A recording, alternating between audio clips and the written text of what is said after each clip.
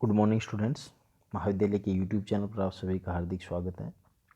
पिछले वीडियो में अपन ने प्रभुसत्ता के बारे में पढ़ा था कि प्रभुसत्ता की परिभाषा वगैरह क्या है, जिसमें अपन ने बोधा को, ऑस्टिन का प्रभुसत्ता सिद्धांत था, उसके बारे में भी अपन ने पढ़ा था। उसी वीडियो को अपन कंटिन्यू करते हुए आगे प्रभुसत्ता के लक्षणों के बारे में बात करते हैं कि प्रभुसत्ता के प्रमुख लक्षण कौन कौन से हैं। प्रभुसत्ता का पहला लक्षण है पूर्णता। पहला लक्षण है पूर्णता, क्योंकि प्रभुसत्ता पूर्ण और असीम शक्ति है। और क्योंकि ये एक पूर्ण और असीम शक्ति है, क्योंकि अन्य किसी की शक्ति पर ये आश्रित नहीं है। बेसिकली क्या है कि प्रभुसत्ता है वो एक पूर्ण और असीम शक्ति है और अन्य किसी की शक्ति पर आश्रित नहीं है, क्योंकि राज्य के भीतर जो सभी व्यक्ति है उनके समूह प्रभुसत्ताधारी के अधीन ही होते हैं।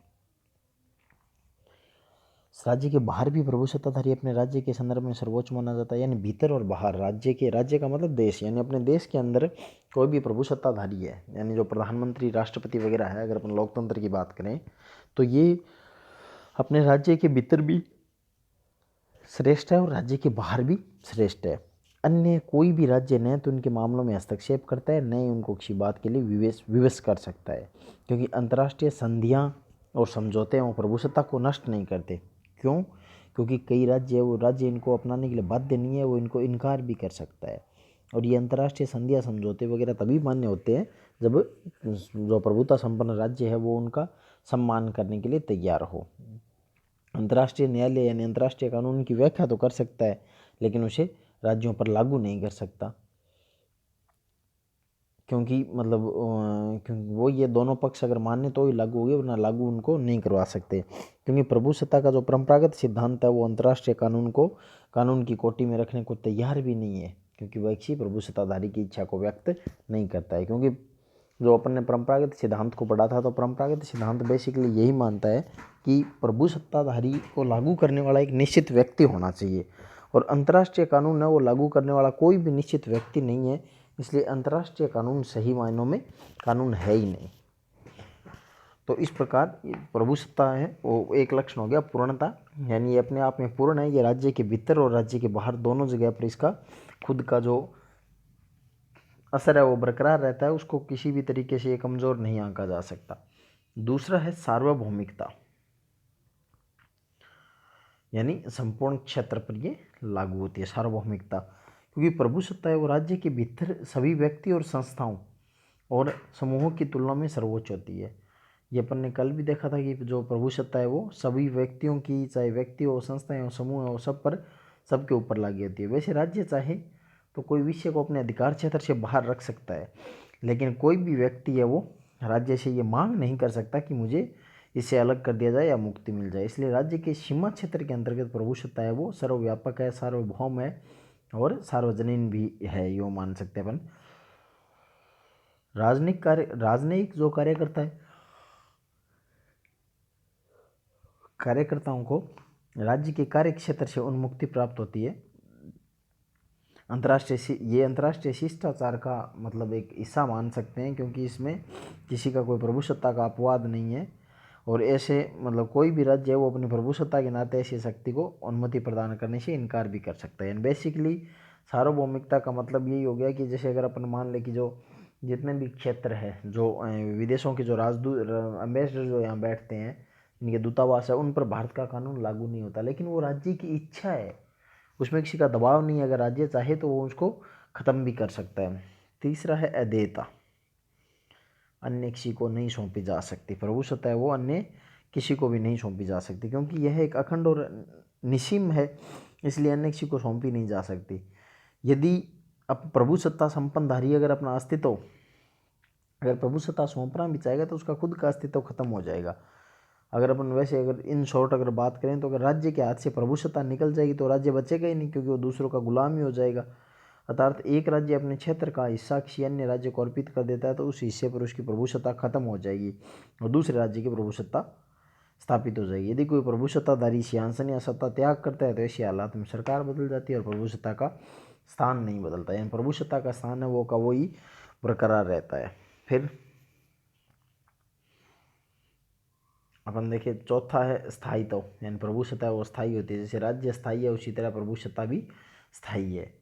स्थायित्व का मतलब कि जैसे मतलब जब तक राज्य का अस्तित्व रहता है तब तक प्रभुसत्ता रहती है। दोनों को अलग अलग किए ही नहीं जा सकता। सम्राट चाहे तो सम्राट हो और चाहे मतलब राष्ट्रपति हो, उनके पद त्याग करने से प्रभुसत्ता का अंत नहीं होता, बल्कि वो दूसरे राजा या राष्ट्रपति में स्थापित हो जाती है। वैसे सरकार बदल जाने पर जैसे राज्य का अस्तित्व बना रहता है, वैसे प्रभुसत्ता का अस्तित्व बना रहता है। यानी प्रभुसत्ता है वो स्थायी है। फिर अविभाज्य, यानी बांटा नहीं जा सकता। प्रभुसत्ता चूंकि पूर्ण और व्यापक है तो इसको विभाजित या टुकड़े भी नहीं किए जा सकते, क्योंकि यदि प्रभुसत्ता के अगर अपन टुकड़े कर भी देंगे तो राज्य के भी टुकड़े हो जाएंगे। अन्य समूह और संस्था है वो भी अपने संदर्भ में जिस सत्ता का प्रयोग करती है, तो उनको जो सत्ता है वो राज्य की प्रभुसत्ता से काट कर नहीं दी जाती, बल्कि राज्य की प्रभुसत्ता में से दी जाती है जितना राज्य चाहे। तो राज्य की प्रभुसत्ता के सामने जब व्यक्ति और संस्थाओं की सत्ता गौण है तो संघीय व्यवस्था के अंतर्गत भी प्रभुसत्ता और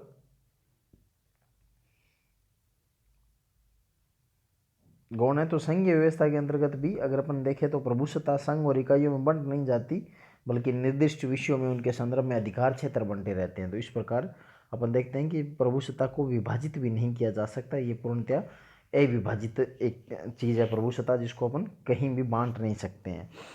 अब अपन बात करते हैं प्रभुसत्ता के विविध रूपों की, कि प्रभुसत्ता के विविध रूप कौन कौन से दो। इस प्रकार अपन प्रभुसत्ता के लक्षणों की बात करें, अगर शॉर्ट में देखना चाहे तो पूर्णता, सार्वभौमिकता, अदेयता, स्थायित्व और अविभाज्यता, ये 5 प्रमुख प्रभुसत्ता के लक्षण हैं जिनको अपन डिटेल में पढ़ चुके हैं। अब इसके रूप, 2 रूप है, एक तो विधि अनुसार और तथ्य अनुसार, डी ज्यूरे और डी फैक्टो सॉर्वेंटी, यानी विधि अनुसार और तथ्य अनुसार प्रभुसत्ता। सिंपल इसका मतलब कि विधि अनुसार प्रभुसत्ताधारी वह व्यक्ति या संगठन है जो कानून की दृष्टि से प्रभुसत्ता का अधिकारी हो। सामान्य परिस्थितियों में विधि अनुसार जो होता है वही वास्तविक संप्रभु होता है, वही वास्तविक प्रभुसत्ताधारी होता है। लेकिन कुछ असाधारण परिस्थितियों में क्या होता है कि वास्तविक प्रभुसत्ता है वो किसी ऐसे व्यक्ति या संगठन के हाथ में आ सकती है जिसे विधिवत प्रभुसत्ताधारी ने मान्यता नहीं दी हो। मतलब असामान्य परिस्थितियों में ऐसा होता है। हालात में क्या होता है, विधि के अनुसार कोई अलग प्रभुसत्ताधारी होता है और वास्तव में कोई अलग प्रभुसत्ताधारी होता है, यानी विधि अनुसार और तथ्य अनुसार। क्योंकि तथ्य अनुसार प्रभुसत्ताधारी उसे ही कहते हैं जो वास्तव में प्रभुसत्ता का प्रयोग करता है, अर्थात राज्य के भीतर उसकी आज्ञाओं का पालन होता है, या अधिकांश लोग है वो इच्छा से उसकी आज्ञा पालन करना उसकी इच्छा का पालन करते हैं, उनकी कानूनी स्थिति चाहे हो या न हो। तथ्यपूर्वक या तथ्य परक जो प्रभुसत्ता है वो कोरे शस्त्र बल, धार्मिक प्रभाव या नेतृत्व की क्षमता पर आधारित हो सकती है, जबकि विधि पूर्वक है वो कानूनी मान्यता के साथ जुड़ी हो सकती है। जैसे अगर उदाहरण के लिए अपन बात करें तो किसी भी देश की विधि अनुसार प्रभुसत्ता किसी राजा, राष्ट्रपति, प्रधानमंत्री या संसद के हाथ में हो, लेकिन तथ्य अनुसार जैसे कोई तानाशाह, सिद्ध पुरुष, अवतार उनके हाथ में रहे। अगर ऐसे इसका अगर अपन उदाहरण देखना चाहें तो सबसे बेहतरीन उदाहरण है पाकिस्तान, क्योंकि वहाँ पर क्या होता है, बहुत सी बार चुनी हुई सरकार को साइड में छोड़ करके सेना समर्थित लोग हैं वो सत्ता पर बैठ जाते हैं। सैनिक जो समर्थन लोग हैं वो मतलब सत्ता पर बैठ जाते हैं, तो 2 प्रभु सत्ताधारी हो जाते हैं उस राज्य में। एक जो विधि के अनुसार बना है वो, दूसरा जो वास्तव में, जैसे मुशर्रफ ने नवाज शरीफ को, अगर नवाज शरीफ को गद्दी पर जब प्रधानमंत्री थे तो परवेज मुशर्रफ थे, उन्होंने सेना की सहायता से नवाज शरीफ को हटा करके खुद ने सारी शक्तियाँ अपने हाथ में ले ली, तो 2 प्रभु सत्ताधारी हो गए। तो इस प्रकार ये हो गए, एक विधि अनुसार, दूसरा तथ्य अनुसार। विधि के अनुसार नवाज शरीफ थे, तथ्य में वास्तव में प्रभुसत्ता का प्रयोग कौन कर रहा था, परवेज मुशर्रफ। तो इस प्रकार 2 होता है।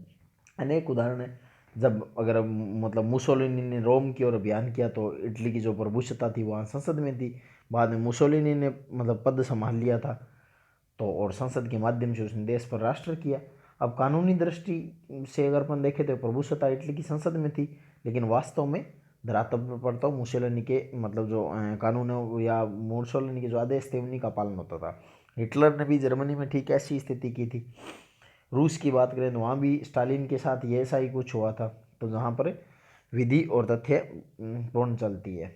लेकिन सिंपल सी बात है कि ये जो स्थिति है वो ज़्यादा दिन तक नहीं रह सकती, क्योंकि ये ऐसी स्थिति की या तो क्रांति होती है या राज्य का जो राज्य परिवर्तन होता है उसकी बदौलत होती है, इनमें अंतर पैदा होता है। तो ये लंबे टाइम तक नहीं रहती, जल्दी से जल्दी है वो एक रूप में स्थित हो जाती है। या तो जो तथ्यात्मक प्रभुसत्ताधारी है वो वास्तव मतलब कानूनी रूप से भी अनुमति ले लेता है, और या फिर जो विधि वाला है वो उस पर उसको हटा करके और अपने स्थिर शासन जो है उसको कर देता है। अब दूसरा है राजनीतिक और लोकप्रिय संप्रभुता।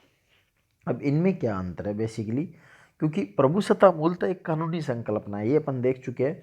और प्रभुसत्ताधारी वही व्यक्ति होगा जिसकी इच्छा कानून की दृष्टि में सर्वोपरि हो और अन्य किसी से बंदी न हो। निरंकुश शासन के संदर्भ में तो ऐसा मानने में कठिनाई नहीं है, लेकिन लोकतंत्रीय जो शासन प्रणालियाँ हैं उनमें क्या है कि वस्तु स्थिति है वो थोड़ी अलग होती है कि कानूनी प्रभुसत्ताधारी विधि निर्माण और विधि प्रवर्तन के क्षेत्र में सर्वोच्च होता है, लेकिन उसकी मूल सत्ता वो इच्छा नहीं बल्कि जनता का प्रतिनिधित्व करती है। अगर अपन वैसे समझे तो इसका मतलब है कि प्रभु सत्ताधारी अपनी सत्ता का प्रयोग है वो सर्वसाधारण के प्रतिनिधि के रूप में करता है, इसलिए उसकी जो इच्छा है वो सर्वसाधारण में की झलक मिलनी चाहिए। इस प्रकार वहाँ सर्वसाधारण की इच्छा सर्वोच्च होती है और कानूनी प्रभु सत्ताधारी को उसका सम्मान करना पड़ता है। एवी डाइसी ने बहुत बेहतरीन तरीके से लिखा है कि विधिवेता जिस प्रभु सत्ताधारी को मान्यता देता है उसके पीछे एक दूसरा प्रभु सत्ताधारी छिपा रहता है जिसके सामने कानूनी प्रभु सत्ताधारी को भी झुकना पड़ता है। यानी अब अगर अपन देखें राजनीतिक, जैसे अगर लोकतंत्र की बात करें तो लोकप्रिय प्रभुसत्ता तो जनता के पास होती है, राजनीतिक प्रभुसत्ता जिनको जनता अपनी सौंपती है, जिनको जनता कहती है उस जिसको अपना प्रतिनिधित्व सौंपती है वो उनको वो करता है। तो राज्य के मंच पर हम जिस कानूनी प्रभुसत्ताधारी का काम देखते हैं वो पर्दे के पीछे रहता है। उदाहरण के लिए अगर जब कानूनी दृष्टि से प्रभुसत्ता संसद के हाथ में है, लेकिन जब राजनीतिक दृष्टि से प्रभुसत्ता का सूत्र है वो सार्वजनिक जनता के हाथ में रहता है। तो इस प्रकार की प्रभुसत्ता को हम राजनीतिक प्रभुसत्ता कह सकते हैं, ताकि इसे कानूनी प्रभुसत्ता से अलग किया जा सके। और कानूनी जो प्रभुसत्ता है उसकी पहचान करना बहुत सरल है, क्योंकि अगर कानूनी प्रभुसत्ता की तुलना में राजनीतिक प्रभुसत्ता की पहचान थोड़ी मुश्किल है, इसका जो स्थान है वो डिसाइड करना थोड़ा मुश्किल होता है। जैसे आधुनिक लोकतंत्र में सर्वसाधारण और कानूनी प्रभुसत्ताधारी के बीच में अनेक स्तर को देखने को मिलते हैं। तो यह निर्णय करना सरल नहीं है कि राजनीतिक प्रभुसत्ता है वो सर्वसाधारण में निहित है तो समुदाय में है या निर्वाचक मंडल में है, उनकी इच्छा किस में है। तो इस प्रकार की जो प्रभुसत्ता की जो संकल्पना है वो कानून के दायरे में सीमित रखनी चाहिए और प्रभुसत्ता की संकल्पना की चर्चा नहीं करनी चाहिए। तो इस प्रकार हम देखते हैं कि ये दूसरा जो टाइप है राजनीतिक और लोकप्रिय संप्रभुता। तो दो प्रकार के प्रभुसत्ता के दो रूप हो गए, विधि अनुसार तथ्य अनुसार राजनीतिक और लोकप्रिय। अब हम अगले जो वीडियो होगा उसमें अपन प्रभुसत्ता का जो बहुलवादी सिद्धांत है उसके बारे में चर्चा करेंगे कि किस प्रकार एकलवादी सिद्धांत को अपन ने पढ़ लिया, जिसमें ऑस्टिन, हॉब्स, रूसो इन सब को अपन ने बोधा इन सब को अपन ने देखा था। अब जो प्रभुसत्ता का आएगा वो नया वर्तमान में का जो बहुलवादी सिद्धांत है वो सामने आएगा, उसके बारे में अपन चर्चा करेंगे। बहुत बहुत धन्यवाद आप सभी लोगों का।